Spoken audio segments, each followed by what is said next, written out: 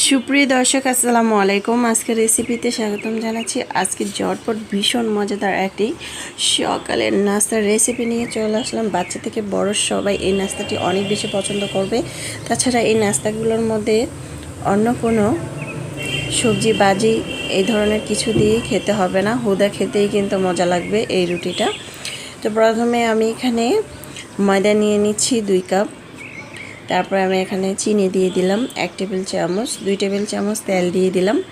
এখন আমি হাতের সাহায্যে সুন্দরভাবে মেখে নিব। সামান্য একটু লবণ দিয়েছি, দিয়ে হাতের সাহায্যে সুন্দরভাবে এটাকে মেখে নিচ্ছি। মাখার পরে আমি এখানে দিয়ে দিব ডিম। একটি ডিম ভেঙে দিয়ে দিলাম। দেওয়ার পরে ডিমটাও আমি সুন্দরভাবে মেখে নিচ্ছি। তারপর আমি এখানে তরল দুধ দিয়ে মেখে নেব। জাল করা ঠান্ডা দুধ দিয়ে আমি অল্প অল্প করে দিয়ে এটাকে মেখে নেব। একবারে বেশি দেওয়া যাবে না, অনেক সময় একবারে বেশি দিতে গেলে কিন্তু বেশি নরম হয়ে যাবে গোলাটা। আমরা রুটি যেভাবে তৈরি করি সেম ওভাবে গোলাটা তৈরি করতে হবে। সুন্দরভাবে মেখে নিচ্ছি। যত আটা মথবেন ততই কিন্তু রুটিটা সুন্দর হবে তুলতুলে। এই তো সুন্দরভাবে মাখা হয়ে গিয়েছে। এই পর্যায়ে আমি অল্প অল্প করে গোলা থেকে নিয়ে রুটি বেলে নেব।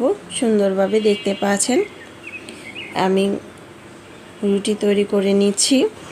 এই মজাদার নাস্তাটা চাইলে যারা নতুন রাঁধুনি তারা কিন্তু চাইলে ট্রাই করতে পারেন। আর সময়ও কিন্তু বেশি লাগে না। অনেক সময় একঘেয়েমি রুটি খেতে খেতে কিন্তু আমরা অনেকটা ভোর হয়ে যাই। তাই আমরা কিন্তু চাইলে এই মজাদার নাস্তাটা একদিন হলেও ট্রাই করে দেখতে পারি।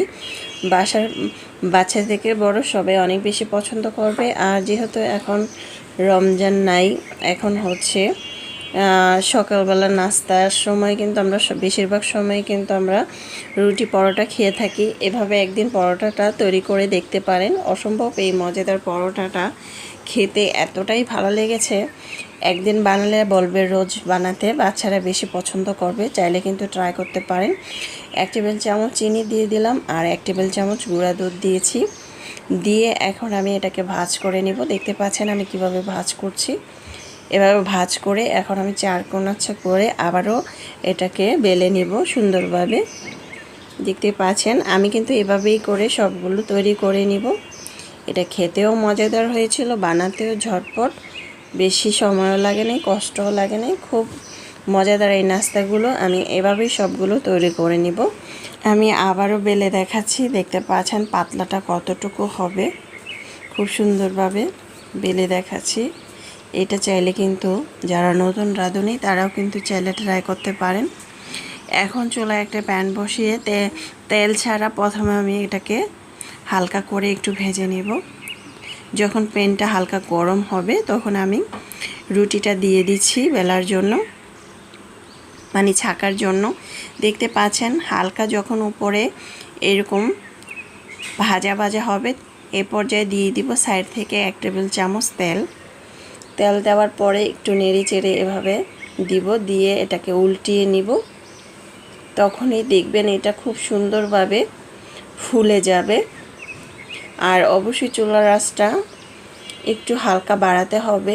অনেক সময় চুলার আঁচ কমিয়ে দিলে কিন্তু রুটিটা ঠান্ডা হয়ে যায়, তখন আর রুটিটা ফুলে না।